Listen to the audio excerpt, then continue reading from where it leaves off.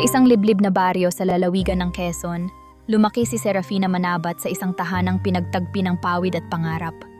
Anak siya ng isang magsasaka at isang labandera, mga magulang na hindi nakatapos ng pag-aaral, ngunit puno ng pag-asa para sa kanilang anak.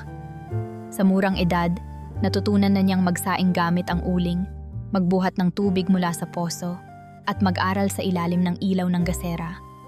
Ngunit higit sa lahat, natutunan niyang mangarap. Fina, hindi man kami mayaman, pero ikaw ang kayamanan naming mag-asawa. Sabi ng kanyang ina habang pinupunasan ang pawis sa noo. Kaya mo yan. Mag-aral ka. Huwag mong tularan ang buhay namin. At iyon nga ang ginawa ni Serafina. Sa tulong ng scholarship mula sa isang NGO, nakapasok siya sa Maynila at nag-aral ng business administration.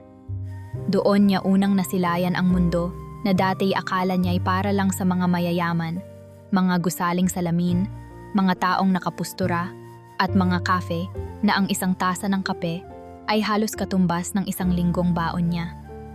Kada linggo, nagpapadala siya ng sulat sa kanyang mga magulang, isinasalaysay ang mga aral na natutunan at ang mga pagsubok na nilalampasan. Kumakain siya ng tinapay na may mantika para makatipid, ngunit kahit kailan ay hindi siya nagnakaw, hindi siya sumuko. Isang araw, habang intern siya sa isang kilalang design firm sa Makati, pinapasama siya sa isang kliyente meeting bilang tagakuha ng notes. Doon niya unang nakita si Marco Villarreal, isang batang arkitekto na anak mayaman ngunit may simpleng aura. Hindi katulad ng ibang kliyente na mataas ang tingin sa sarili, si Marco ay magiliw, palabiro, at walang bahid ng kayabangan. Anong pangalan mo? Tanong ni Marco habang inaayos ang mga blueprints. Serafina po, sagot niya, medyo nahihiya. Serafina, ang ganda ng pangalan mo. Parang pang CEO. Napangiti siya. Simple lang ang tanong, ngunit may kakaibang dating ang tono ni Marco. Parang nakita siya hindi bilang intern lang, kundi bilang taong may kakayahan. Doon nagsimulang unti-unti ang ugnayan nila. Naging madalas ang pag-uusap, madalas din ang mga simpleng kapehan matapos ang meeting, hanggang sa naging magkaibigan at kalaunay hindi na maikakailang higit pa roon. Ngunit higit sa pagmamahalan, naging kapartner sila sa panaginip. Fina, sabi ni Marco isang gabi habang nasa isang mumurahing karinderya, ayokong habang buhay akong nagtatrabaho para sa ibang kumpanya. Gusto kong magtayo ng sarili kong brand. Gusto kong kasama ka. Brand ng ano? Tanong niya, habang sumisip-sip ng sabaw ng mami. Anything. But I want it to be something personal. Something that helps people feel good about themselves. Alam mo, naisip ko, skincare. Laging sinasabi ng nanay ko, ang muka ay salamin ng damdamin. Napangiti si Serafina. Hindi pa uso noon ang mga local skincare brands. Pero nakita niya sa mga mata ni Marco ang sinseridad. Kung skincare ang gusto mo, tutulungan kita. Pero sa isang kondisyon. Ano yon? Equal tayong dalawa, walang senior partner. Deal. At doon nagsimula ang Marfina Skincare. Isang maliit na skincare line na pinutakte ng trial and error sa mismong garahe ng bahay ni Marco. Habang ang ibang kabataan ay nasa bar or out-of-town trips, sila'y abala sa paghahalo ng aloe vera extract at kalamansi sa batya. Si Marco ang taga-design ng packaging, habang si Serafina ang nagpapaikot ng numbers. Minsan pa nga, sila mismo ang taga-pack ng orders at tagahatid ng parcels sa LBC. 3 taon ang lumipas, at tila lumipad ang kapalaran sa bilis ng kanilang pagbangon. Mula sa simpleng garahe, lumipat sila sa maliit na opisina. Nakakuha ng investor. Naging viral ang produkto dahil sa isang influencer na natuwa sa kanilang homemade toner. At bago nila namalayan, nagkaroon sila ng 5 physical stores sa iba't ibang mall sa Metro Manila. Ngunit higit sa lahat, lalong lumalim ang ugnayan ni Serafina at Marco. Hindi lang sila naging magkasosyo sa negosyo, kundi sa buhay. Isang gabi sa isang private dinner, sa ilalim ng mga bituin sa rooftop ng kanilang bagong opisina, inilabas ni Marco ang singsing. Fina, matagal ko nang alam, hindi lang negosyo ang gusto kong makasama ka. Gusto kong ikaw ang makasama ko sa bawat araw, sa bawat tagumpay, sa bawat pagkabigo. Hindi na nakasagot si Serafina. Napuno ng luha ang kanyang mga mata, ngunit ito'y luha ng isang babaeng minsan ay naglakad sa putikan at ngayon ay naglalakad na patungo sa altar. Ilang buwan matapos ang kasal, ipinatayo nila ang kanilang dream house. Isang modernong bahay na may taniman sa likod, maliit na fish pond, at isang greenhouse para sa organic ingredients ng kanilang mga produkto. Ang bawat pader ay may alaala. Bawat sulok ay sinadya para magbigay ng kapayapaan. Fina, sabi ni Marco, habang nilalatag ang plano ng kanilang garden, gusto ko dito natin palakihin ang magiging anak natin. Tahimik, malapit sa kalikasan, malayo sa ingay ng lungsod. Tumango si Serafina. Ramdam niyang ito na ang simula ng kanyang panibagong yugto, isang yugto ng katahimikan, tagumpay, at pag-ibig.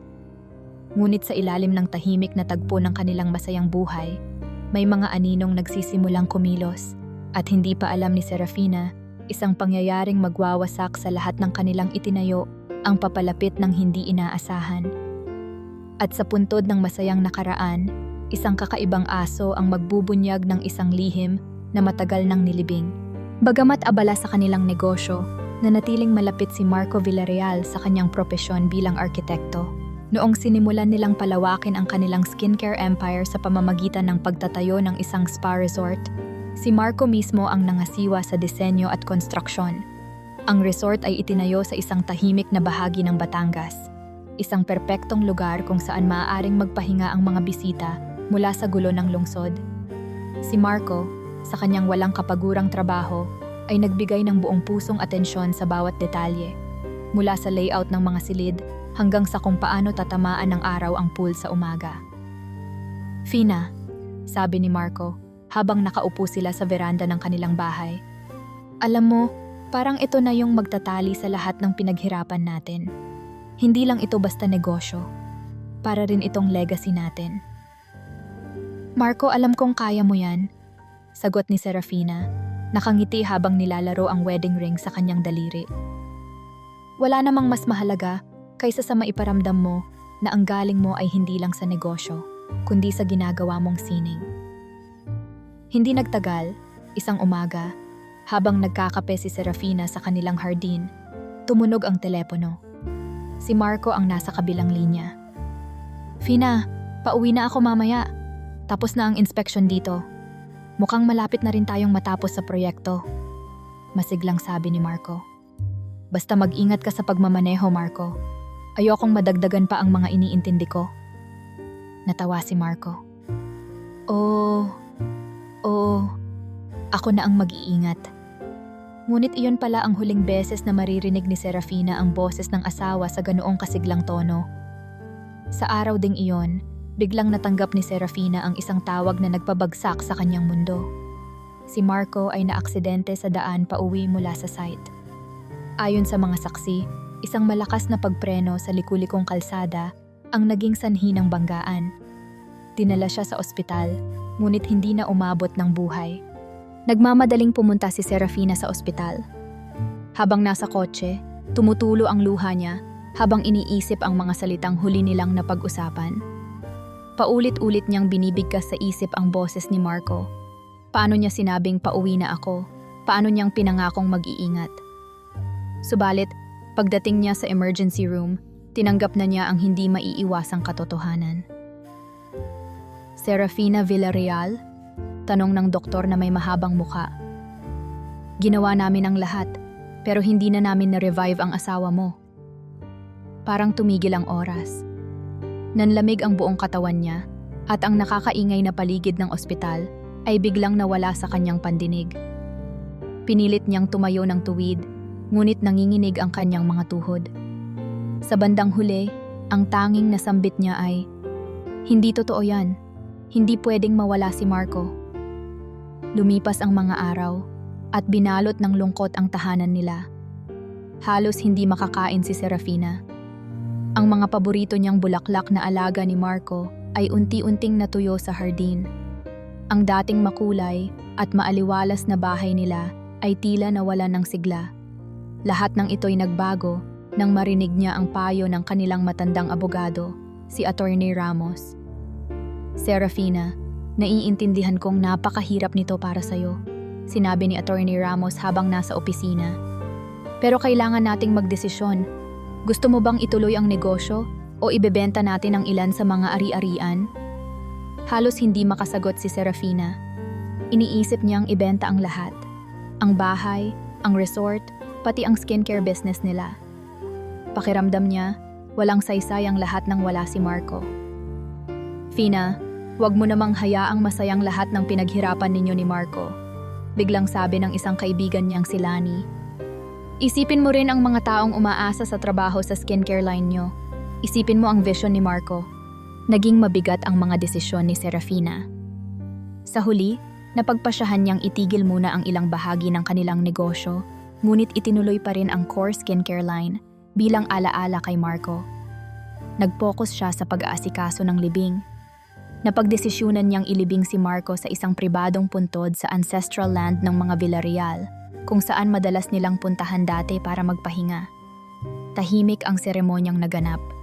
Ang kanyang mga magulang, ilang malalapit na kaibigan, at mga katrabaho ay naroon, ngunit wala halos makapagsalita.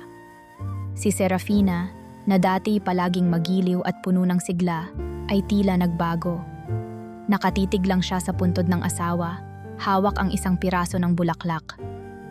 Marco, bulong niya, patawarin mo ako. Hindi kita naprotektahan. Mula nang ilibing si Marco, naging mailap si Serafina sa mga tao. Hindi na siya lumalabas para sa mga corporate events. Kapag may tumatawag mula sa opisina, maikli lang ang sagot niya. Bihira na rin siyang ngumiti. Ni hindi na rin siya nakikipag-usap ng matagal sa mga tauhan niya, na dati labis na hanga sa kanyang sigasig at masayahing personalidad. Ma'am, pwede ko po ba kayong ma-interview para sa isang article tungkol sa women empowerment? Tanong ng isang batang journalist na nagtungo sa opisina niya isang araw. Pasensya na, pero hindi ko maibibigay ang oras ko ngayon. Maikli niyang sagot bago bumalik sa pag-aayos ng mga papeles sa mesa. Isang taon ang lumipas, at sa kabila ng pagpapatuloy ng skincare business, patuloy ang pakiramdam ni Serafina na tila isang malaking bahagi ng kanyang buhay ang nawala. Sa bawat pagbisita niya sa puntod ni Marco, palagi niyang dinadala ang mga paborito nitong white roses. Ngunit kahit anong gawin niya, hindi maibalik ang siglang dati nilang pinagsaluhan. Fina, minsang tanong ni Lani, hanggang kailan ka magmumukmok sa puntod na yan? Hindi ito ang gugustuhin ni Marco para sa'yo. Ngunit nanatiling tahimik si Serafina. Para sa kanya, ang bawat pagpunta niya sa puntod ay isang tahimik na pakikipag-usap sa asawa, isang pagbabalik-tanaw sa mga masasayang araw na hindi na kailanman maibabalik. Sa gitna ng kanyang pagdadalamhati, hindi niya alam na may mga bagay na magbubunyag ng nakatagong mga kwento sa likod ng puntod na iyon, mga kwentong magpapabago ng lahat. 5 taon ang mabilis na lumipas.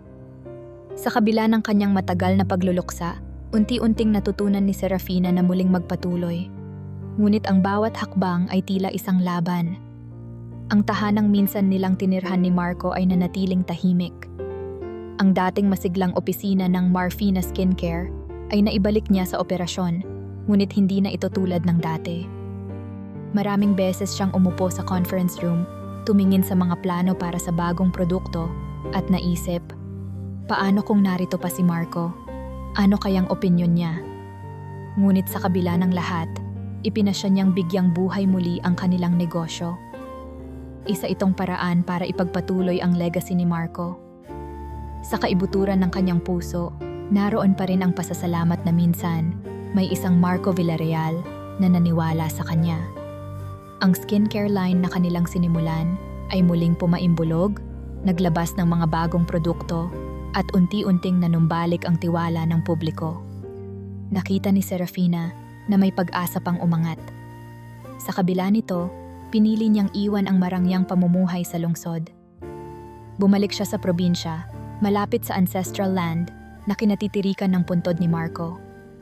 Sa tahimik na baryong iyon, muling naramdaman ni Serafina ang kapanatagan. May simpleng bahay siya sa gilid ng burol, tanaw ang malawak na bukirin at isang maliit na hardin. Ngunit ang hardin na ito, tulad ng kanyang buhay, ay tila iniwan ng panahon, napabayaan, puno ng damo at tigang na lupa. Isang umaga, habang naglalakad si Serafina sa paligid ng puntod, natagpuan niya si Elijah Reyes, isang dating kargador na nakahanap ng trabaho sa lugar bilang hardinero. Matangkad, kayumanggi, at mukhang sanay sa mabibigat na gawain, si Elijah ay may tahimik ngunit maasahang presensya. Hindi nagtagal, siya na ang inupahan ni Serafina upang muling buhayin ang hardin na minsang inalagaan ng yumaong si Marco. "Elijah, gusto ko sanang magpatulong," wika ni Serafina, nakatayo sa tabi ng puntod habang nakatingin sa overgrown garden. "Ayusin natin ito. Gusto kong maibalik sa dati." "Opo, Ma'am Serafina," magalang na sagot ni Elijah, hawak ang isang matabang itak. "Simulan po natin ngayon. Ano po ang gusto niyong itanim?" "Bulaklak. Mga rosas tulad ng dati. Gusto kong maging maganda ulit dito. Parang noong nandito pa si Marco." Tahimik na tumango si Elijah at agad nagsimula sa gawain. Araw-araw niyang inaayos ang mga tuyong dahon, hinuhukay ang lupa, at muling tinataniman ng mga bulaklak. Ang kanyang mga kamay, batak sa trabaho, ay tila may magic. Hindi nagtagal, unti-unting gumanda ang paligid ng puntod. Nagkaroon ng sariwang rosas na tila muling nagpapakilala sa mundo. Habang lumilipas ang panahon, unti-unting nakilala ni Serafina ang lalim ng pagkatao ni Elijah. Hindi lang siya basta hardinero. Siya ang uri ng tao na handang tumulong sa kapwa nang hindi naghihintay ng kapalit.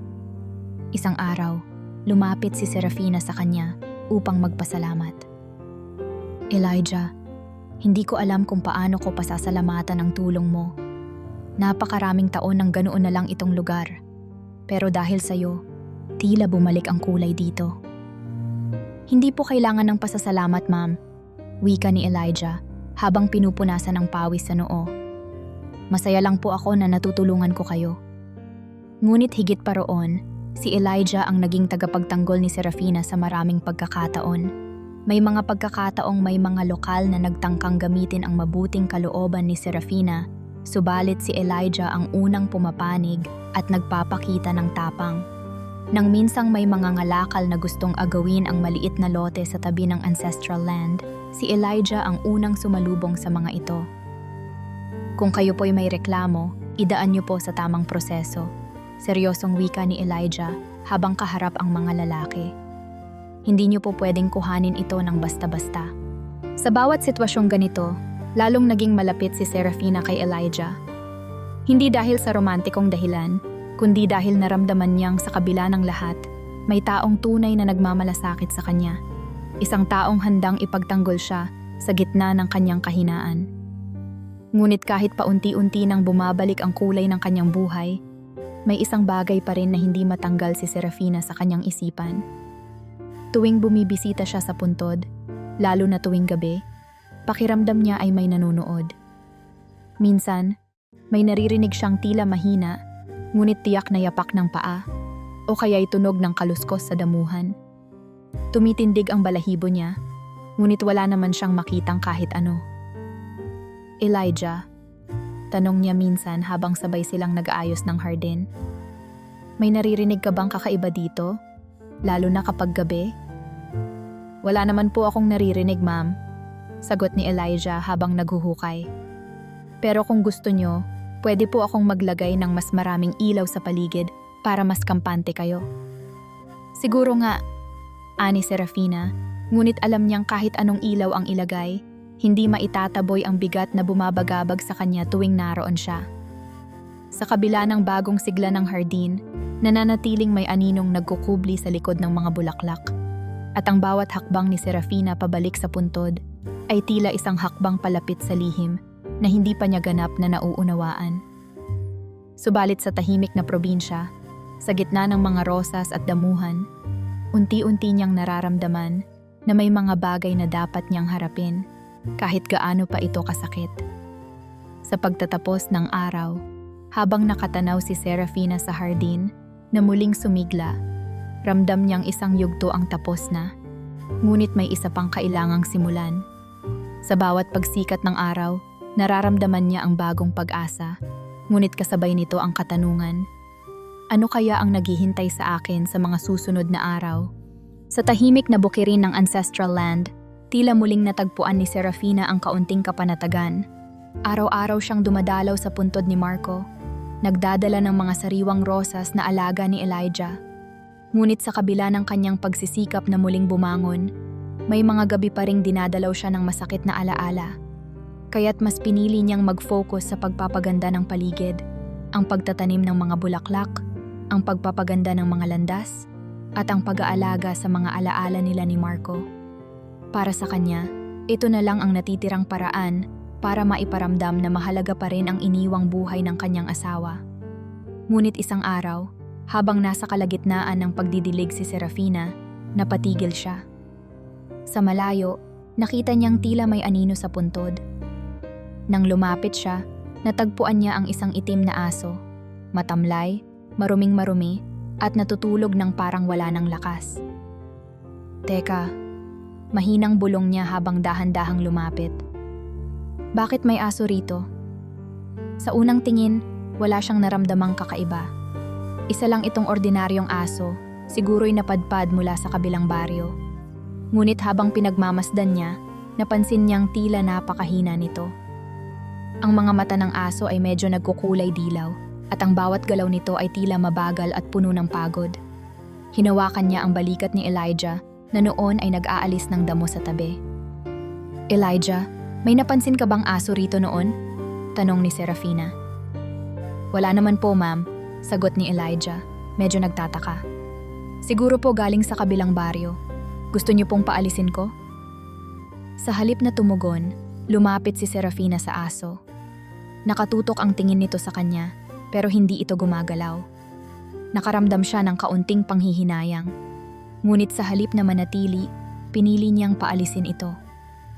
Alis ka na, doon ka na lang sa ibang lugar, mahinang sabi niya. Ngunit sa halip na tumakbo, dahan-dahang tumayo ang aso at naglakad papalayo, tila nahihirapan sa bawat hakbang. Mula noon, naging pamilyar na tanawin para kay Serafina ang itim na asong iyon. Sa tuwing bibisitahin niya ang puntod, lalo na tuwing Biyernes ng gabi, nariyan na naman ito. Tahimik itong nakaupo sa tabi ng lapida ni Marco, ngunit may kakaiba sa kilos nito. Kung dati matamlay itong natutulog, ngayon ay parang alerto na ito, at minsan, tila tahimik na pinagmamasdan si Serafina. Elijah, tanong niya isang Biyernes ng gabi. Napansin mo ba yung aso? Parang laging narito tuwing ganitong oras. Oo nga po, ma'am, sagot ni Elijah habang nag-aayos ng ilaw sa gilid ng hardin. Baka napapalapit dito dahil tahimik ang lugar. Pero kakaiba rin po. Parang hindi ito basta ligaw na aso. Hindi rin mawari ni Serafina kung bakit tila hindi niya kayang basta iwanan ng aso. Sa tuwing nakikita niya ito, nagiging palaisipan kung paano ito napunta doon at bakit hindi ito umaalis ng tuluyan. Kapag pinapaalis niya ito, babalik at babalik pa rin sa parehong lugar, lalo na tuwing gabi ng Biyernes. Ngunit higit sa lahat, may isang bagay na lalong bumabagabag sa kanya, ang tahol ng aso. Sa bawat pagkakataong lumalapit siya sa puntod, ang aso ay magpapakawala ng mahinang, ngunit matalim na tahol. Hindi ito parang karaniwang tahol. Para bang nagbibigay ito ng babala, ngunit hindi siya makasiguro kung para sa kanya ba ito o para sa ibang bagay. Lumalapit siya, sinusubukang paalisin muli, ngunit hindi siya binibigyan ng aso ng pagkakataong makalapit ng malapit. Tuwing uuwi si Serafina mula sa puntod, hindi niya maalis sa isip ang aso. Tila dala niya ang presensya nito kahit nasa bahay na siya. At dito na nagsimulang mangyari ang mas kakaiba. Sa bawat gabi, tuwing nakahiga na siya at nagmumuni-muni sa mga nangyari sa araw, unti-unting bumibigat ang pakiramdam niya. Parang may hinahatak sa kanya pababa, hindi lamang pagod, kundi tila isang malalim na kahinaan na hindi niya maipaliwanag. Elijah, sabi niya isang umaga habang magkasamang nag-aalmusal sa hardin. Parang pakiramdam ko, tuwing Biyernes ng gabi, nawawala ang lakas ko. Hindi ko maintindihan. Baka po pagod lang kayo, ma'am. Sagot ni Elijah, ngunit ramdam niya ang pag-aalala. Baka mas mabuting magpahinga kayo sa mga ganong gabi. Ngunit kahit anong pahinga ang gawin ni Serafina, hindi nawala ang nararamdaman niyang panghihina tuwing gabi ng Biyernes. Sa bawat linggong lumilipas, lalong bumibigat ang kanyang pakiramdam.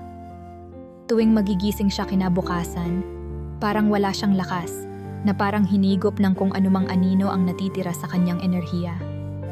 Sinubukan niyang huwag pumunta sa puntod tuwing Biyernes, ngunit hindi pa rin ito tumigil. Pakiramdam niya ay kahit nasa bahay siya, naroroon ang aso, tahimik na naghihintay sa dilim. Lumalalim ang kanyang kaba sa bawat gabi. Ano ba ang ibig sabihin ng asong ito? Bakit tuwing Biyernes ng gabi ito nagpapakita? At bakit tila nawawala ang lakas niya sa parehong mga oras? Habang pinagmamasdan niya ang tahimik na hardin, alam niyang may mga tanong na kailangang masagot. Ngunit para mahanap ang sagot, kailangan niyang harapin ang isang bagay na maaaring higit pa sa iniisip niya. Isang araw, habang patungo si Serafina sa palengke upang bumili ng mga sariwang prutas at gulay, napansin niyang maraming tao ang nakatayo sa isang maliit na tindahan sa gilid ng kalsada. Sa harap ng tindahan, naroon ang isang matandang babae na nakaupo sa isang bangkong yari sa kawayan. Ang kanyang mukha'y puno ng linya ng panahon. Siya ay si Anacleta Leti Zamora, isang albularyo na kilalang kilala sa baryo, hindi lamang dahil sa kanyang mga halamang gamot, kundi dahil na rin sa mga kakaibang kwento ng misteryo na bumabalot sa kanya. Hindi karaniwang pumapansin si Serafina sa mga ganitong tagpo, ngunit may kakaiba sa matandang babae. Nang mapansin ni Leti na tinitingnan siya ni Serafina, ngumiti ito at tila may iniisip. "Aling Leti?" tanong ng isa sa mga dumadaang tindera. "Pwede bang makahingi ng panghaplas sa pananakit ng likod? Yung ginagamit ni Tatang Pedro?" "Aba, oo naman, Hija. Sandali lang," sagot ni Leti, habang iniabot ang isang maliit na bote na puno ng makapal at malapot na langis. Habang pinapanood ang tagpo, napansin ni Leti si Serafina na palapit sa tindahan. Bago pa makalapit si Serafina, tumingin si Leti sa kanya na para bang matagal na silang magkakilala. Nang magtama ang kanilang mga mata, hindi maiwasang makaramdam ng kaunting kaba si Serafina. "Serafina Villarreal, di ba?" Wika ni Leti habang pinupunasan ang kanyang mga kamay gamit ang isang piraso ng basahan. Nagulat si Serafina. "Oh, ako nga. Paano niyo po nalaman ang pangalan ko?" "Hindi naman ako bulag sa mga kwento sa baryo, Hija. Tsaka kakilala ko ang asawa mo noon, si Marco. Mabuting tao siya." Saglit na nanahimik si Serafina. Hindi niya inakalang may nakakaalala pa kay Marco sa baryo, lalo na't 5 taon na ang lumipas mula nang mangyari ang trahedya. "Kilala niyo po ang asawa ko?" tanong ni Serafina, puno ng pagkagulat at interes. "Oo naman. Madalas siyang bumisita sa akin dati, lalo na kapag may nais siyang itanong tungkol sa mga lumang kwento ng lupain ninyo. Alam mo, bata ka pa siguro noon, pero marami nang nangyari dito sa ancestral land ng pamilya ng asawa mo." "Anong ibig niyong sabihin?" tanong ni Serafina, unti-unting nagiging seryoso ang tono ng kanyang boses. "May mga aninong nakatali sa lupaing ito," sagot ni Leti, halos pabulong. "At hindi basta-basta ang mga ito. Hindi lang ito mga kwento ng matatanda. May mga bagay na hindi mo basta maikakaila." Naging palaisipan ang sinabi ni Leti, ngunit bago pa man makapagtanong ulit si Serafina, biglang bumulong ang matanda. "May kailangan kang gisingin, Hija. May dapat kang malaman sa nakaraan." "Huwag kayong magbiro," sagot ni Serafina, na kahit gustuhin mang itanggi ang sinasabi ng matanda, ramdam niya ang bigat ng bawat salita nito. "Ano po ba ang ibig niyong sabihin?" "Bata pa ako nang una kong makita ang asong iyon. Hindi basta hayop ang asong itim na sinasabi nila. Isa itong bantay, tagapagbantay ng lihim. Kapag lumitaw ito, may gustong iparating. Hindi ito nagkakamali, Serafina. Kahit labis na naguguluhan, hindi maikakailang may bahagi sa kanya na naniniwala sa sinasabi ng matanda. Isang bahagi ng kanyang kalooban ang nagsasabi na marahil nga may mas malalim na dahilan kung bakit tila hindi siya lubusang makapagpatuloy. Bago siya tuluyang magpaalam, iniabot ni Letty ang isang maliit na pouch na may lamang tila sinaunang anting-anting. "Isuot mo ito at huwag kang basta lalapit sa puntod," bilin ni Letty. "Alam ko mahirap pero kailangan mong sundin ang sinabi ko. Kapag sumuway ka, maaaring mas lalong bumigat ang dala mo." Hindi mapakali si Serafina habang pauwi. Hawak-hawak niya ang anting-anting at iniisip kung susundin ba ang sinabi ng matanda. Ngunit sa kanyang puso, alam niyang may halong kaba at pag-usisa. Gusto niyang malaman kung ano nga ba ang koneksyon ng asong iyon sa nakaraan. Paano kaya nito naiugnay si Marco at ang mga lumang kwento sa lupaing iyon? Sa kabila ng payo ni Letty, hindi nakapaghintay si Serafina.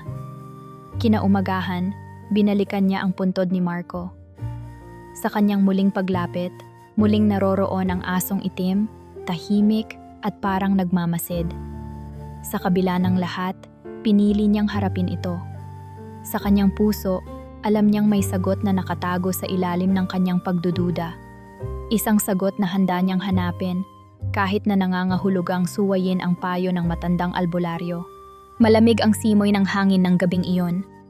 Nasa hardin si Serafina, ini-inspeksyon ang mga rosas na kamakailan lang namulaklak, nang may marinig siyang mahihinang yapak mula sa direksyon ng puntod. Noon pa man, sanay na siya sa katahimikan ng gabi, ngunit ang tunog na iyon ay tila mas mabigat at mas mapusok kaysa sa mga karaniwang ingay ng bukid. "May tao ba roon?" tanong niya nang may kaunting kaba. Hindi sumagot ang dilim. Kinuha niya ang kanyang flashlight at marahang tinungo ang puntod. Sa kanyang paglapit, tumingkad ang kanyang kaba habang unti-unting lumitaw sa sinag ng ilaw ang isang pamilyar na anino. Naroon muli ang itim na aso, nakahiga sa tabi ng puntod, nanginginig, at may bahid ng dugo sa paligid ng bibig nito. "Elijah!" sigaw ni Serafina, pero sa pagkakataong iyon, mukhang wala ang hardinero. Lumapit siya, bumibilis ang tibok ng kanyang puso. Sa unang tingin, tila sugatan ng aso. Dahan-dahan siyang yumuko, itinapat ang flashlight sa katawan ng hayop. Sa kanyang pagkagulat, napansin niyang may sugat ito sa hita, at mula sa sugat, may nakalambitin na tila isang maliit na bagay na kumikintab. "Diyos ko," pabulong niyang sabi habang inilalapit ang muka. Nang makilala niya kung ano iyon, nanlaki ang kanyang mga mata. Isang kwintas. Ang kwintas ni Marco. Hindi nagkakamali si Serafina. Simpleng disenyo lamang ito, isang manipis na tansong chain na may maliit na palawit na anyo ng isang bilog na araw. Isang regalo niya kay Marco noong unang anibersaryo ng kanilang negosyo. Nakita niyang suot-suot ito ni Marco noong araw na siya'y naaksidente. Hindi na ito naibalik sa kanya ng ospital, at sa palagay niya, kasama ito ni Marco nang siya'y inilibing. Paano napunta ito sa sugat ng aso? Habang pilit iniisip ni Serafina ang sagot, biglang nagising ang aso at tumingin sa kanya. Hindi ito umangil, ngunit ang titig nito ay tila sumasalamin ng isang bagay na mas malalim, mas matindi kaysa sa ordinaryong sakit. Sa gulat at halo-halong emosyon, biglang bumaliktad ang kanyang sikmura. Ang kanyang mga tuhod ay tila naging tubig. Hindi niya namalayan, natumba siya sa damuhan, at ang kanyang kamalayan ay unti-unting binalot ng dilim. Sa kanyang pagkahimatay, may malalabo siyang pangitain. Mga yapak sa putik, isang tinig na tumatawag sa kanyang pangalan, at mga aninong naglalaro sa gilid ng kanyang paningin. Naririnig niya ang malalim na boses ni Marco, ngunit hindi niya makita ang mukha nito. Minsan, parang naroon lamang ito sa tabi niya, ngunit sa tuwing titingin siya, isang itim na silweta lamang ang natatanaw niya. Pagsapit ng umaga, nagising si Serafina sa malamig na hamog. Ang kanyang likod ay basa sa hamog ng damo, at ang liwanag ng araw ay nagpapadilat sa kanyang mga mata. Nilingon niya ang puntod, ngunit wala na ang aso. Sa kanyang pagbangon, napansin niyang may kakaiba sa lupa. Ang paligid ng puntod ay tila nakakalkal. Ang mga damo at lupa ay parang pinagbungkal, ngunit wala siyang makitang bakas ng tao o hayop na maaaring gumawa nito. Subalit, ang kaguluhang iyon ay sapat na upang magdala ng kakaibang takot sa kanyang puso. "Elijah, nandyan ka na ba?" Sigaw niya habang pinipilit tumayo ng maayos. Hindi nagtagal, narinig niya ang kaluskos ng mga paa mula sa likuran. Dumating si Elijah, hawak ang isang balde ng tubig at may dalang mga gardening tools. "Ma'am, may nangyari ba?" Tanong ni Elijah, halatang nagtataka kung bakit parang wala sa sarili si Serafina. "Tingnan mo ito," sabi ni Serafina. Itinuturo ang puntod. Parang may nagbungkal dyan kagabi. At may aso ulit dito, pero nawala na." "Aso po ulit? Sinong aso?" Tanong ni Elijah habang lumalapit sa puntod. Lumuhod siya upang suriin ang lupa. Parang hindi po ito normal na galaw ng hayop. Mukhang may nagbungkal nga po pero parang hindi simpleng paghalukay. Habang sinusuri ni Elijah ang lupa, hindi mapakali si Serafina. Pumasok sa isip niya ang kwintas. Ngunit nang hawakan niya ang kanyang bulsa, wala roon ang anting-anting na ibinigay ni Letty. Naisip niyang marahil ay nahulog ito nang siya'y natumba. "Elijah," muling sabi ni Serafina. "Alam kong tunog kakaiba ito, pero sigurado akong nakita ko kagabi. At yung aso, may sugat ito at may nakalambitin na kwintas. Kilala ko yung kwintas na yon. Kay Marco yon." Tumigil si Elijah at tumingin kay Serafina. "Kay Sir Marco? Paano po napunta iyon sa aso?" "Hindi ko rin alam," sagot ni Serafina, tila tuluyang nalilito. "Pero kailangan kong malaman kung bakit. Hindi ito coincidence." Muling tumingin si Serafina sa puntod. Ano nga ba ang sinasabi sa kanya ng gabing iyon? May nakatagong lihim ba sa ilalim ng puntod? O may connection ito sa paulit-ulit na babala ni Letty? Habang pinagmamasdan niya ang paligid, napansin niyang unti-unting bumigat ang hangin. Parang may naroroon pa rin. Isang presensya na hindi niya makita, ngunit ramdam niya sa bawat hakbang niya pabalik sa bahay. Sa gitna ng kanyang kaba, isang bagay ang malinaw kay Serafina. Hindi pa natatapos ang kwento. At kung may connection ang kwintas, ang aso, at ang kanyang mga pangitain, marahil ito na ang oras upang harapin ang nakaraan. Isang nakaraan na tila pilit gumigising sa kasalukuyan. Hindi mapakali si Serafina. Sa mga nakaraang araw, unti-unting nabuo sa kanyang isip ang ideya na may hindi tama. Bakit tila may kakaibang nangyayari sa puntod ni Marco? Ang bakas ng pagkakalkal, ang misteryosong aso, at ang kwintas. Lahat ng ito ay tila nagpapahiwatig ng isang bagay na mas malalim at mas madilim kaysa sa kanyang inaasahan. Kaya't isang umaga, nagpasya siyang umpisahan ang sariling investigasyon. "Elijah, kailangan kong malaman kung ano ang nangyayari dito. Pakiramdam ko, may mali sa lahat ng ito," sabi ni Serafina habang magkasamang nagkakape sa veranda. "Ma'am, paano po kung may tao lang na gustong manggulo?" Suhestyon ni Elijah, ngunit halata sa tono nito ang pag-aalala. "Kung ganoon man, bakit walang ibang ebidensya? Bakit ganito ang nangyayari sa puntod ni Marco? Kailangan kong alamin." Kaya't nagsimula siya sa munisipyo, dala ang death certificate ni Marco at ang mga dokumento ng kanilang lupa. Ang layunin niya ay mahanap kung may record ng pagpapalibing sa kanyang asawa. Ang receptionist, isang bata pang babae na mukhang bagong empleyado, ay abala sa pag-aayos ng mga papel sa likod ng counter. "Good morning po. Nais ko sanang makita ang records ng pagpapalibing ng asawa ko, si Marco Villarreal. Inilibing siya 5 taon na ang nakalipas." Mahinahong pahayag ni Serafina habang iniabot ang death certificate. Sinilip ng receptionist ang dokumento at sinuri itong mabuti bago magtanong. "Ma'am, saan po ba siya eksaktong inilibing?" "Sa likod po ng aming ancestral land. May pribadong puntod doon," sagot ni Serafina. Tumango ang receptionist at sinimulang hanapin ang record sa kanilang digital database. Ilang minuto ang lumipas at kitang-kita ni Serafina ang bahagyang kunot sa noo ng babae habang patuloy sa paghahanap. Hanggang sa wakas, tumigil ito at muling tumingin kay Serafina. Ma'am, pasensya na po, pero wala po kaming record ng pagpapalibing kay Marco Villarreal sa lugar na yon, sabi ng receptionist, tila nag-aalala. Imposible, sagot ni Serafina, nababahala. Naroon siya. Ako mismo ang nagdesisyon kung saan siya ililibing. Paano magiging walang record? Ma'am, baka po may ibang dokumento na dapat hanapin. Ang nasa system po namin ay wala talagang rehistro ng libing sa pangalang iyon.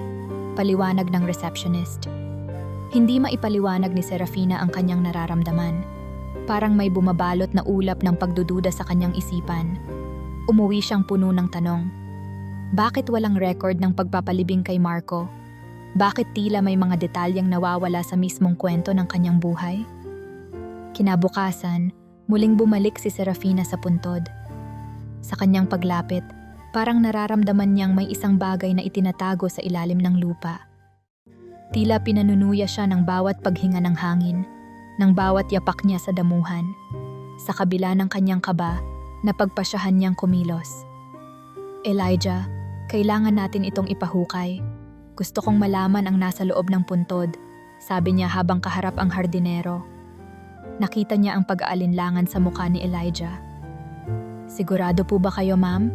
Tanong ni Elijah. Baka po mas lalong magdulot ng problema kung gagalawin natin ito.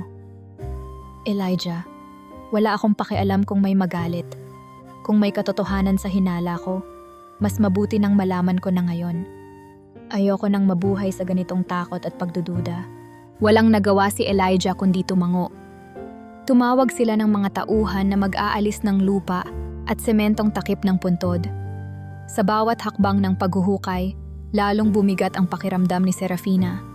Hanggang sa wakas, narating nila ang lalim ng kabaong. Nang buksan nila ito, halos maihiwas ni Serafina ang kanyang mga mata. Wala roon si Marco. Sa halip, ang nasa loob ay mga piraso ng kahoy, alikabok, at ilang bagay na tila nagmistulang palamuti lamang. Walang bangkay, walang palatandaan na naroon ang kanyang asawa. Hindi alam ni Serafina kung paano tumayo mula sa kinatatayuan. Ang katotohanan ay tila pumalo sa kanya tulad ng isang alon. Masakit, nakakalito, at walang kaawa-awang paliwanag. Sino ang gumawa nito? Sino ang nagtago ng kanyang asawa? At bakit may ganitong lihim sa ilalim ng lupaing kanyang inalagaan? Sa gitna ng kanyang pagkabigla, biglang lumitaw si Inspector Dario Cruz, isang retiradong opisyal na matagal ng kaibigan ng pamilya Villarreal. Tumayo ito sa gilid, naka-cross arms, at tila naghihintay ng tamang oras para magsalita. Serafina, mukhang natuklasan mo na, bungad ni Inspector Cruz. May dapat kang malaman tungkol sa pagkamatay ni Marco. Hinarap siya ni Serafina, nanginginig ang mga kamay. Anong ibig mong sabihin? Alam mo bang wala siya rito? Tumango si Cruz. Alam ko. Ang totoo niyan, matagal ko nang gustong sabihin sa'yo, pero hindi ko alam kung paano. Si Marco, bago siya namatay, ay nag-iimbestiga sa ilang lokal na opisyal dito. May nalaman siya tungkol sa malawakang korupsyon. Hindi ko sigurado kung anong eksaktong nangyari, pero mukhang may kinalaman ito sa pagkamatay niya. Halos hindi makapagsalita si Serafina. Ang bawat salita ni Cruz ay tila nagbubukas ng mas malaking sugat sa kanyang puso. Hindi lamang basta aksidente ang nangyari kay Marco. May mas malalim na kwento sa likod ng kanyang pagkawala. Kung ganon, bakit hindi mo agad sinabi sa akin? Tanong niya, puno ng sama ng loob. Dahil hindi rin ako sigurado kung sino ang mga taong involved. Baka kung kumilos ako ng basta-basta, madamay pa kita. Pero ngayon, ikaw na mismo ang nakakakita ng mga palatandaan. Serafina, kailangan mong malaman ang buong kwento. Sa puntong iyon, alam na ni Serafina ang susunod na gagawin. Kailangang hanapin ang katotohanan sa likod ng pagkawala ni Marco. Isang katotohanan na tila matagal nang nililibing sa anino ng kanilang nakaraan. Mula nang makita ni Serafina ang mga bakas ng lihim na bumabalot sa puntod ni Marco, nagbago ang kanyang pananaw. Sa mga sumunod na linggo, lalo niyang napansin ang isang bagay, ang hindi maipaliwanag na presensya ni Elijah sa bawat sitwasyon kung kailan tila may kakaibang nangyayari. Sa bawat hakbang ng paghahanap ni Serafina ng kasagutan, naroroon si Elijah. Sa simula ay inisip niyang nagkataon lang ito. Ngunit habang lumilipas ang mga araw, naging malinaw na hindi ito simpleng coincidences. Elijah, tanong ni Serafina isang gabi habang inaayos nila ang hardin. Bakit parang lagi kang naririto kapag may nangyayaring kakaiba? Napatigil si Elijah sa pag-aalis ng damo at tumingin kay Serafina. Sa kanyang mga mata, tila may bakas ng alinlangan, ngunit matapos ang ilang segundo, bumuntong hininga siya at umupo sa isang malaking bato. Binuksan niya ang isang pouch na dala-dala niya at may inilabas na isang lumang notebook. "Ma'am," simula ni Elijah, "matagal ko na pong gustong sabihin ito, pero hindi ko alam kung paano." "Anong ibig mong sabihin?" tanong ni Serafina, unti-unting nagiging seryoso. Dahan-dahang inabot ni Elijah ang notebook kay Serafina. Agad na napansin ni Serafina ang pamilyar na sulat kamay, malinis, pino, at tila may halong pagka-artistic. Walang duda, ito ang sulat ni Marco. "Notebook ni Marco to," sambit niya, halos pabulong. "Saan mo ito nakuha?" "Mula po kay Gabriel, ang kapatid ni Marco," sagot ni Elijah, tila nag-aalinlangan kung itutuloy ang kanyang sasabihin. "Gabriel? Paano mo siya nakilala?" "Utusan po niya ako dati. Bago po ako napunta dito sa inyo, ako po ang nagtatrabaho para sa pamilya niya." Lalong nabuo ang mga tanong sa isipan ni Serafina. Hindi niya lubos maisip na may koneksyon si Elijah sa kapatid ni Marco. "Bakit mo ito hindi agad sinabi?" "Kasi po natatakot akong baka mas mapahamak kayo," sagot ni Elijah. "Pero ngayon, sa lahat ng nangyayari, sa tingin ko, panahon na para malaman niyo na lahat." Pinagmasdan ni Serafina ang mga pahina ng notebook. Puno ito ng sketches ng kanilang ancestral land, mga diagram ng iba't ibang bahagi ng kanilang lupa, at higit sa lahat, may mga notes si Marco na tila nagpapakita ng investigasyon. Napansin ni Serafina ang mga pangalan, petsa, at detalye tungkol sa mga transaksyon na hindi niya alam na sangkot si Marco.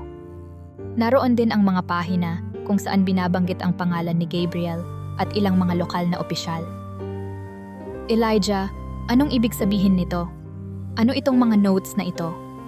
tanong niya, hindi maitago ang kaba sa kanyang boses. "Ma'am," sagot ni Elijah, "ang totoo po, bago pa mamatay si Sir Marco, may iniimbestigahan na po siya. Mga transaksyon sa lupa, mga kontrata na may kinalaman sa korupsyon. At sa gitna po ng lahat ng ito, andoon ang kapatid niya." "Gabriel?" muling tanong ni Serafina, halos hindi makapaniwala. "Bakit siya ang sangkot dito?" "Ang sabi po ni Marco, may mga lupain na gustong ipasok sa negosyo ng pamilya, pero may mga bagay na hindi naaayon sa batas. Alam po ni Marco na hindi tama, kaya sinubukan niyang pigilan. Ngunit natuklasan niyang si Gabriel mismo ang nagmamaniobra ng mga transaksyon." Sa mga salitang iyon, unti-unting nabubuo ang larawan sa isipan ni Serafina. Si Marco, ang kanyang asawa, ang lalaking laging patas at may prinsipyo, ay natagpuan ang kanyang sarili na laban sa sariling kapatid. At ngayon, matapos ang lahat ng nangyari, iniisip niya, posible bang ang kapatid ni Marco ang responsable sa kanyang pagkawala? "Elijah," tanong ni Serafina habang nakatitig sa notebook, "ano ang pinaniniwalaan mong nangyari kay Marco?" Sa saglit na iyon, napatigil si Elijah. Tila pinag-iisipan niya ang bawat salitang sasabihin. Sa wakas, sumagot siya, ngunit halatang mabigat sa kanyang kalooban ang bawat salita. "Sa tingin ko po, ma'am, hindi aksidente ang nangyari kay Marco. Sa palagay ko po, pinatay siya." Tumigil ang mundo ni Serafina sa mga salitang iyon. Para bang lahat ng bagay na pinaniniwalaan niya tungkol sa pagkamatay ni Marco ay biglang naglahong parang bula. Hindi siya makapagsalita, ngunit ang kanyang isip ay puno ng tanong. "Elijah," sabi niya matapos ang ilang sandali, "may alam ka bang ebidensya na magpapatunay sa sinasabi mo?" "Ang mga notes po sa notebook na iyan, pati na rin po ang ibang dokumento na naiwan ni Sir Marco. Alam ko pong may mga transaksyon si Gabriel na hindi niya gustong malaman ng kahit sino. Kaya sa tingin ko po, Ginawa nila ang lahat para patahimikin si Sir Marco. Habang binabasa ni Serafina ang mga pahina ng notebook, napagtanto niyang marami pang hindi niya nalalaman. Ngunit isang bagay ang malinaw. Kung may kinalaman si Gabriel sa pagkawala ni Marco, kailangan niyang malaman ang buong katotohanan. Hindi na sapat ang mga hinala at tanong. Kailangan niyang hanapin ang mga sagot na matagal nang inililihim sa kanya. Hindi ko hahayaang manahimik ang kwento ni Marco. Mahinang sabi ni Serafina, ngunit puno ng determinasyon. Kung totoo ang sinasabi mo, Elijah, kailangang harapin ito ng lahat. Sa puntong iyon, alam niyang hindi pa tapos ang laban. Ngunit sa tulong ni Elijah at ng mga bakas na iniwan ni Marco, unti-unti na niyang nasisilip ang nakatagong katotohanan sa likod ng pagkawala ng kanyang asawa. At kahit gaano man kasakit at kahirap, handa siyang harapin ang lahat para sa hustisya. Malamig ang gabi nang muling magpakita ang itim na aso. Matagal nang hindi ito lumitaw, kaya't nang makita ito ni Serafina sa kanyang pagbalik mula sa opisina ng abogado, para bang nanumbalik ang lahat ng katanungang bumabagabag sa kanya. Ngunit ngayong gabi, may kakaiba sa kilos ng hayop. Tila hindi na ito galit o nagbabantay lamang. Ang titig nito ay parang nananawagan, parang nagsasabi ng isang mahalagang bagay. Elijah, tawag ni Serafina habang tumitingin sa hayop na tahimik na nakatayo malapit sa pintuan ng bahay. Narito na naman siya. Agad na lumabas si Elijah, dala ang flashlight. Aso na naman po. Akala ko ba matagal na siyang hindi nagpapakita? Akala ko rin, sagot ni Serafina, hindi inaalis ang tingin sa hayop. Pero ngayon, para bang may nais siyang iparating. Ang itim na aso ay dahan-dahang lumapit, bahagyang tumatahol, ngunit hindi agresibo. Huminto ito sa ilang hakbang mula kay Serafina at tumingin sa kanya ng diretso sa mga mata. Sa loob ng ilang segundo, nanatili silang nakatitigan, isang uri ng komunikasyon na hindi kailanman naranasan ni Serafina sa kahit anong hayop. Hindi niya maipaliwanag, ngunit sa kanyang puso, alam niyang dapat niyang sundan ito. Elijah, wika ni Serafina. Parang gusto niyang sumunod tayo. Gusto kong alamin kung saan siya pupunta. Sigurado po ba kayo dyan, ma'am? Baka delikado, tanong ni Elijah, ngunit halata sa kanyang mukha na hindi niya kayang iwanan si Serafina na mag-isa. Kailangan ko itong gawin, sagot niya, puno ng determinasyon. Kung may pagkakataon akong mahanap ang mga sagot na matagal ko nang hinahanap, gagawin ko. Sumama ka kung gusto mo, pero pupuntahan ko siya. Walang nagawa si Elijah kundi magpaubaya. Kinuha niya ang isang flashlight at sinundan ang itim na aso kasama si Serafina. Ang hayop ay patuloy na naglalakad, dahan-dahan, ngunit tiyak ang bawat galaw. Ang kanilang landas ay dinala sila sa likod ng resort na dating proyekto ni Marco, isang lugar na matagal nang abandonado. Sa kabila ng madilim na paligid, nakita nila ang lumang bodega na tila nalimutan na ng panahon. Narito na kami, bulong ni Serafina. Pero bakit tayo dinala dito? Ang itim na aso ay tumigil sa harap ng lumang pinto ng bodega, tahimik ngunit alerto. Sa loob ng bodega, may kakaibang amoy ng alikabok at kahoy na naluma sa tagal ng panahon. Nang buksan ni Elijah ang pintuan, pumasok sila at tinutok ang ilaw mula sa flashlight sa loob. Ang mga pader ay puno ng lumang kahon, sirang kasangkapan, at mga tela na natakpan ng alikabok. Ngunit sa bandang dulo, may isang bahagi ng sahig na mukhang kakaiba, tila may linya na parang pintuan sa ilalim. Agad itong napansin ni Serafina. Elijah, tingnan mo ito, sabi niya habang itinuturo ang sahig. Parang may takip dito. Nagmadaling lapitan ni Elijah ang bahagi ng sahig. Gumamit siya ng isang matabang pamalo na nakita sa gilid ng bodega para ipihit ang kahoy. Nang maalis ang takip, lumitaw ang isang makipot na hagdan pababa sa ilalim ng lupa. Ma'am, sabi ni Elijah, nag-aalangan. Sigurado po ba kayong gusto ninyong bumaba rito? Tumingin si Serafina sa itim na aso na nakaupo sa tabi ng butas. Hindi ito tumahol, ngunit ang presensya nito ay parang nagbibigay sa kanya ng lakas ng loob. Wala na tayong ibang paraan para malaman ang totoo. Sundan natin ito, sagot niya buo ang loob. Dahan-dahan silang bumaba, gamit ang flashlight ni Elijah para maliwanagan ang makitid na daanan.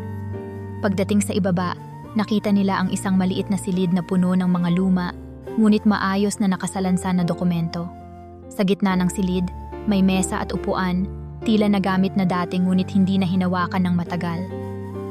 "Ma'am," wika ni Elijah habang sinisilip ang mga papel. Mukhang mga kontrata at listahan ito. Sinimulang basahin ni Serafina ang ilang dokumento.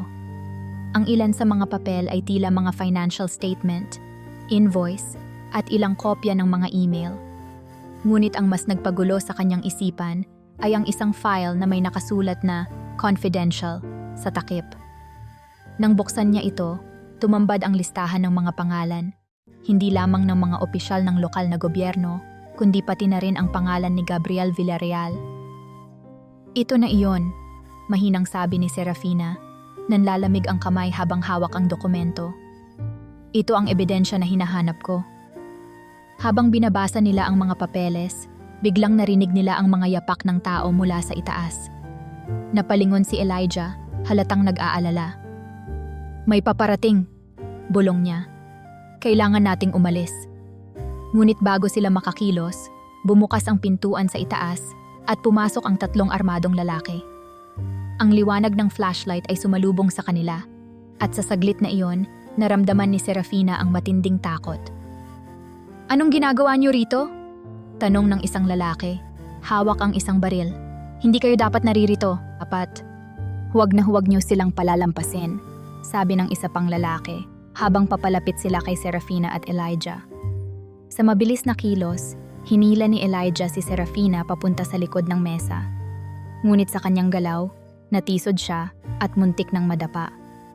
Bago pa makalapit ang mga lalaki, biglang lumitaw ang itim na aso mula sa likod ng isang lumang kahon, umangil ng malakas, at sinugod ang isa sa mga armadong lalaki. Nagulat ang grupo, at sa kalituhan, nagkaroon ng pagkakataon sina Serafina at Elijah na tumakbo pabalik sa hagdan. "Elijah, bilis!" sigaw ni Serafina habang umaakyat. Hinabol sila ng mga lalaki, ngunit ang aso ay nanatili sa likod. Patuloy na binubulabog ang mga kalaban.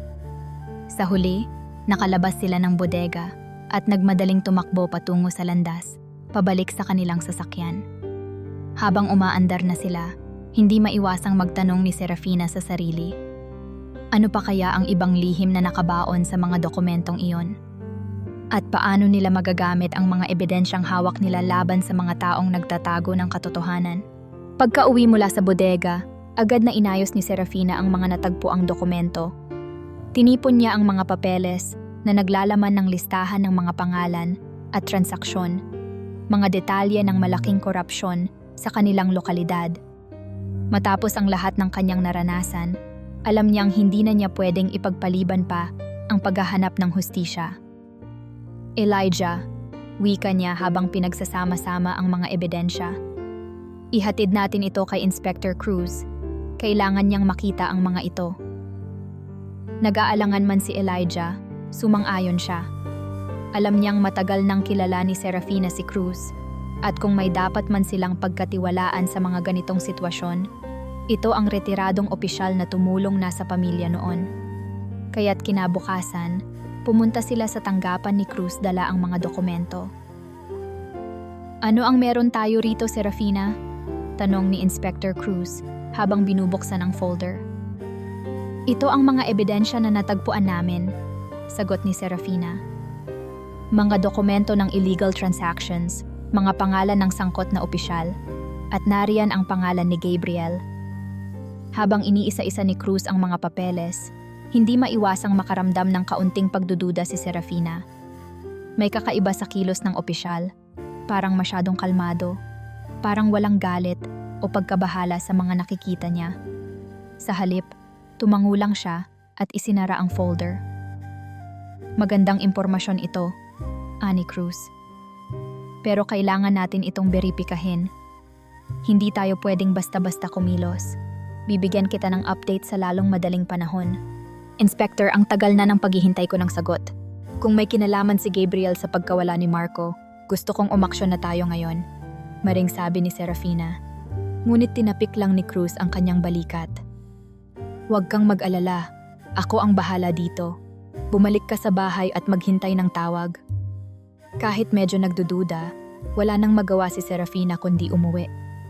Ngunit habang nasa bahay, patuloy na bumabagabag sa kanya ang reaksyon ni Cruz. Hindi ito ang inasahan niyang tugon mula sa isang tao na noon pa man ay laging naroroon para sa pamilya. Iba ang kilos ni Cruz, sabi niya kay Elijah nang sila'y magkausap. Parang hindi siya nagulat. Parang alam na niya ang lahat ng ito. Ma'am, paano kung may kinalaman din siya? Maingat na tanong ni Elijah. Hindi ko po sinasabing tiyak, pero hindi kaya siya kalmado kasi parte rin siya nito? Nag-isip si Serafina. Alam niyang maaaring mali ang iniisip niya, pero sa puntong ito, hindi na siya pwedeng magtiwala ng basta-basta. At doon niya naisipang puntahan si Letty upang humingi ng payo.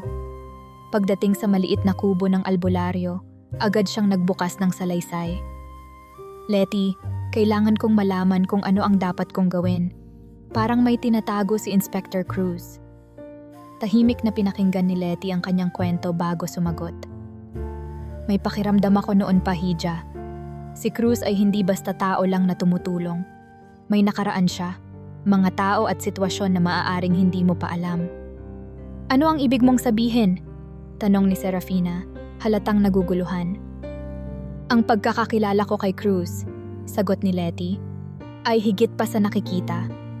Alam kong matagal na niyang kilala si Gabriel, at kung siya man ang nakatanggap ng ebidensya, maaaring hindi siya ang tamang taong pagkatiwalaan mo. Lalong nanlamig si Serafina. Paano kung tama si Letty? Paano kung si Cruz mismo ang mastermind ng lahat? Hija, isang payo lang ang maibibigay ko, dagdag ni Letty. Kung gusto mong malaman ang totoo, dapat ayusin mo ang ebidensya mo. Ipakita mo ito hindi lang sa kanya kundi sa lahat ng tao. At dito nabuo ang plano ni Serafina.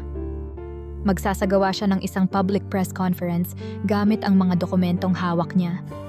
Hindi na lang niya iaasa sa iisang tao ang hustisya, kailangan malaman ng lahat ang katotohanan.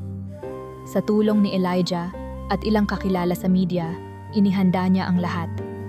Sa araw ng press conference, umupo si Serafina sa harap ng kamera, hawak ang mga dokumento at nagsimulang magsalita. Ang araw na ito ay hindi lamang tungkol sa pagkawala ng aking asawa.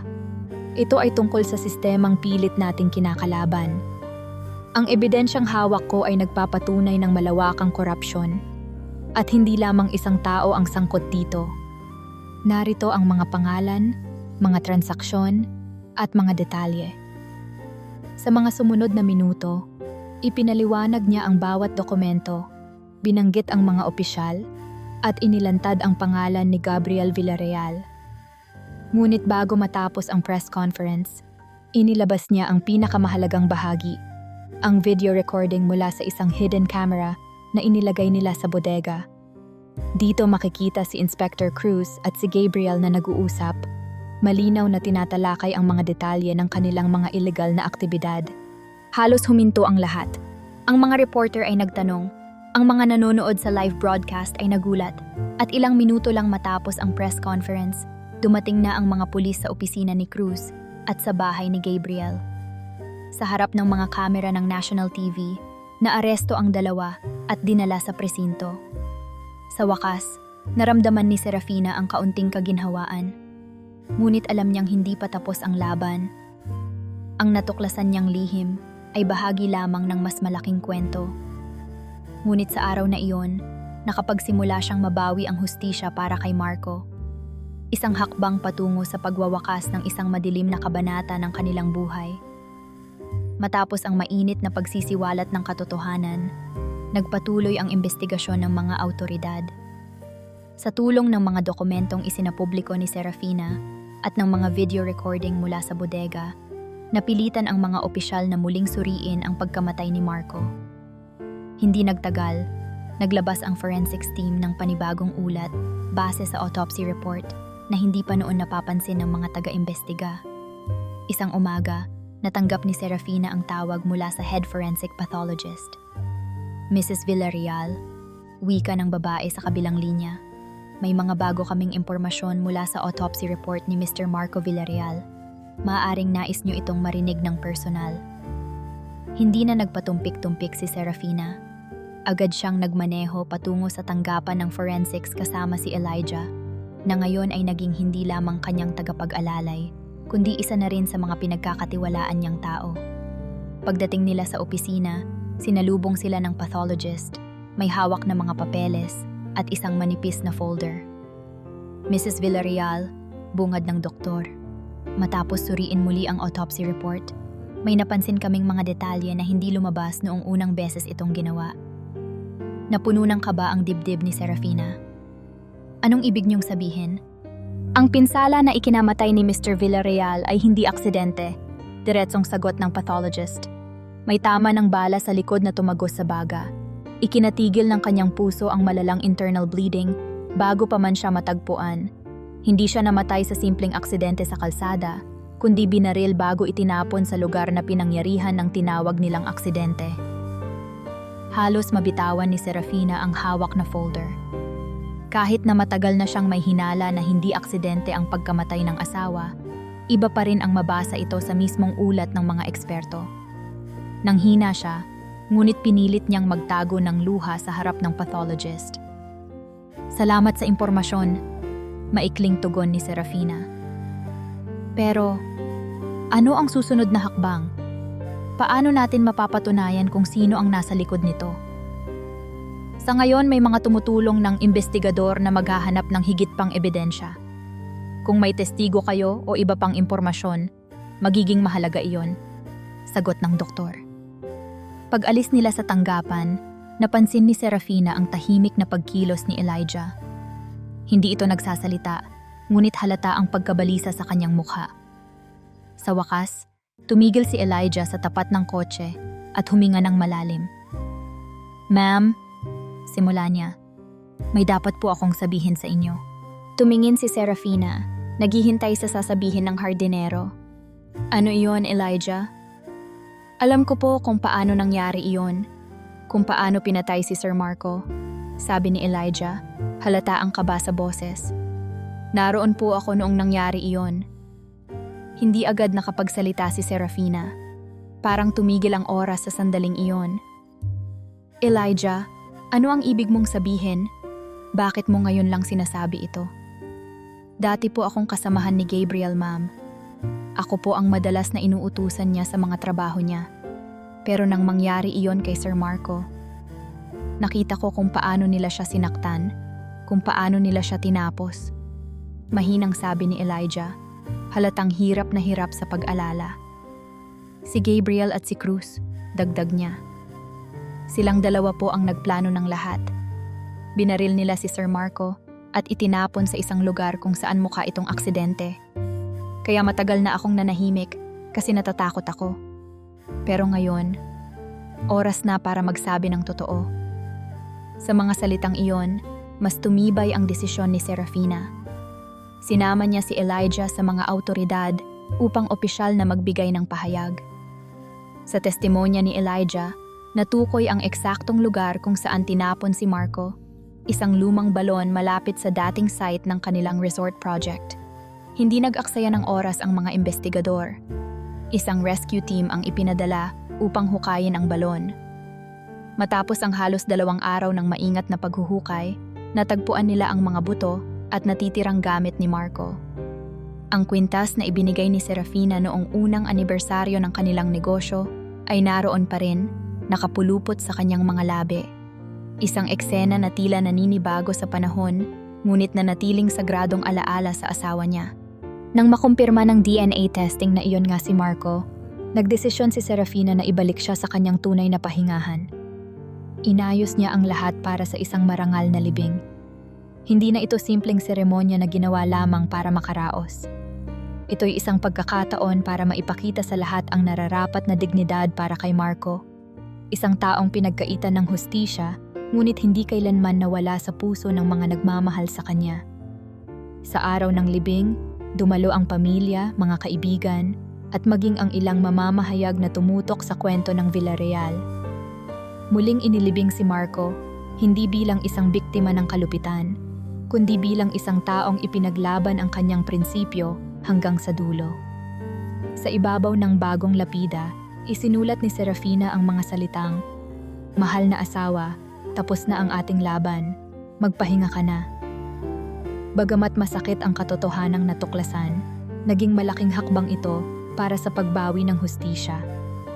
Alam ni Serafina na marami pang kailangang harapin, ngunit sa araw na iyon, naramdaman niyang unti-unti nang nagkakaroon ng liwanag ang madilim na kwento ng kanilang buhay. Sa huling gabi ng paglalamay, tahimik ang paligid. Ang kalangitan ay puno ng bituin, tila sumisilip mula sa likod ng makakapal na ulap na kanina lamang ay nagbabantang umulan. Sa harap ng bagong puntod ni Marco, si Serafina ay nakatayo, hawak ang isang maliit na bouquet ng mga puting rosas. Napakaaliwalas ng lugar, malinis, maayos, at napapalibutan ng mga halamang dati nilang pinagsisikapang buhayin. Ngunit kahit gaano kaganda ang kapaligiran, ang bigat sa kanyang puso ay tila hindi pa rin maalis. "Elijah," tawag niya ng mahina. Nasa malapit ang binata, nag-aayos ng ilang kandila na inilaan ng mga kaibigan at pamilya ni Serafina. Lumapit ito at maingat na itinabi ang dala niyang mga gamit. "Opo, ma'am?" tanong ni Elijah, ngunit may banayad na lambing sa kanyang tinig. Alam niyang sa bawat salita, sa bawat hakbang ni Serafina, may kasamang mabigat na alaala. "Salamat sa lahat ng tulong mo," wika niya. "Kung hindi dahil sa'yo, baka hindi ko nalaman ang buong kwento. Baka hanggang ngayon, nabubuhay ako sa isang malaking kasinungalingan." "Walang anuman po, ma'am. Ang mahalaga, nakuha natin ang hustisya para kay Sir Marco," sagot ni Elijah. Ngunit sa kaloob-looban niya, alam niyang hindi lamang ito tungkol kay Marco. Ang bawat hakbang ng kanilang investigasyon, ang bawat pag-usig sa mga nasa likod ng krimen, ay nagdala rin ng liwanag sa buhay ni Serafina. Tahimik silang naglakad papunta sa harap ng puntod. Parehas nilang iniisip na ito na ang huling gabi ng kanilang pagluluksa.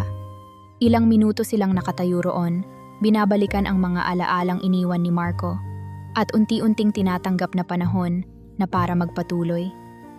Habang nagmamasid si Serafina, napansin niyang muli ang itim na aso. Naroon ito, tahimik na nakahiga malapit sa puntod. Sa unang pagkakataon, hindi niya naramdaman ang takot o pag-aalinlangan. Sa halip, parang naging pamilyar na presensya na ito. Isang paalala ng lahat ng kanilang pinagdaanan. "Elijah," bulong niya, ngunit hindi gumalaw si Elijah. Nanatiling nakatingin si Serafina sa aso, na ngayon ay dahan-dahang tumayo at humarap sa kanya. Hindi ito tumahol, ngunit ang mga mata nito ay puno ng damdaming hindi niya maipaliwanag. Para bang sinasabi nitong tapos na ang misyon nito. At sa ilang saglit lamang, naglakad ito palayo hanggang sa tuluyang maglaho sa dilim ng gabi. Sa pagkakataong iyon, naramdaman ni Serafina na totoong tapos na ang laban.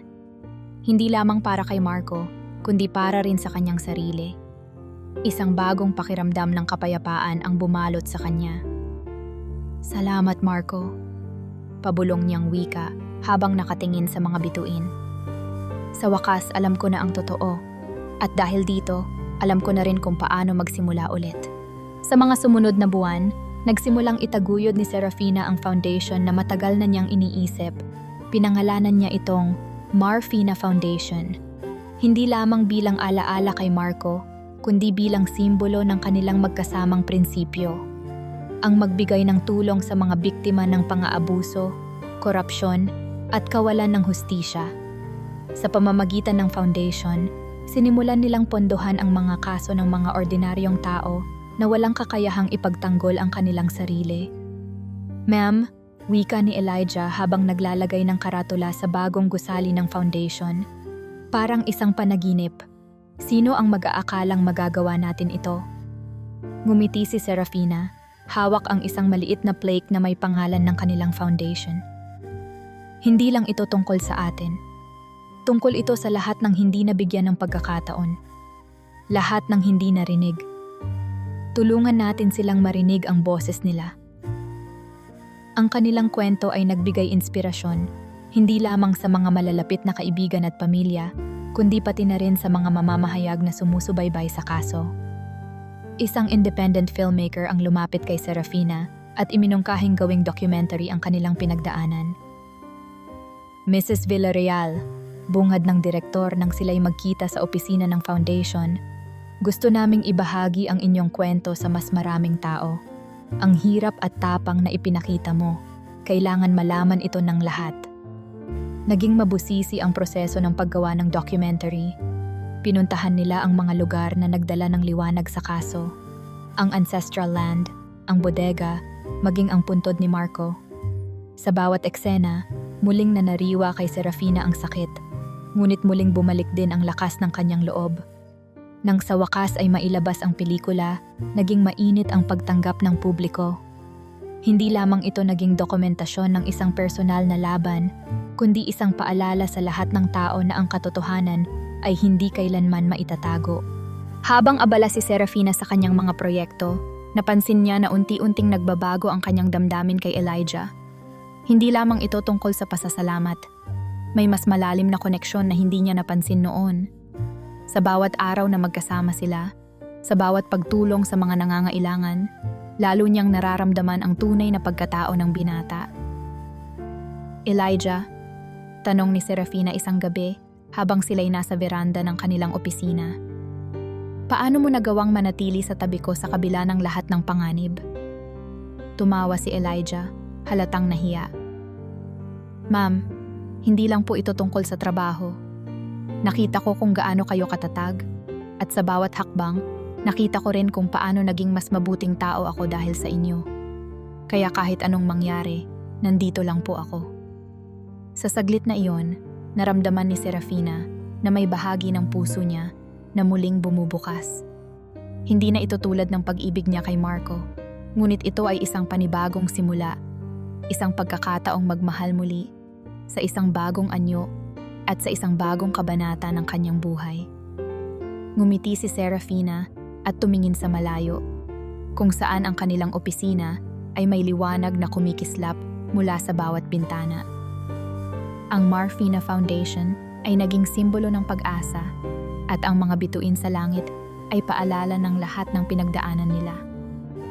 At sa lahat ng ito, wika ni Serafina, hindi ko mararating kung nasaan man ako ngayon kung hindi dahil sa iyo, Elijah. Mula sa madilim na simula ng kanilang kwento, unti-unti nilang natagpuan ang liwanag. At sa liwanag na iyon, natutunan nilang magsimula muli. 3 taon ang lumipas, at sa kabila ng lahat ng bagyo at unos na kanilang nalampasan, nahanap ni Serafina at Elijah ang kanilang lugar sa mundo. Ang Marfina Foundation ay naging kilala na hindi lamang sa kanilang probinsya, kundi pati na rin sa mga karatig lalawigan. Hindi na mabilang ang mga kasong natulungan nila, mga magsasakang naagawan ng lupa, mga manggagawang naabuso ng kanilang employer, at mga ordinaryong tao na noon ay ni hindi makalapit sa husgado dahil sa kakulangan ng pera o kakilala. Ang foundation ay naging simbolo ng katarungan at pag-asa, at si Serafina ang naging mukha nito. Hindi ko inakala na darating tayo sa ganitong punto, sabi ni Serafina isang umaga habang tinitingnan ang report ng kanilang team sa pinakabagong kaso. Pero tingnan mo, Elijah, sa kabila ng lahat, natutulungan natin ang napakaraming tao. Oo nga po, ma'am, sagot ni Elijah, na ngayon ay mas madalas nang tawagin si Serafina ng Fina kaysa sa formal na ma'am. Nasa conference room sila ng foundation, kung saan makikita ang isang malaking larawan ni Marco na nakasabit sa dingding.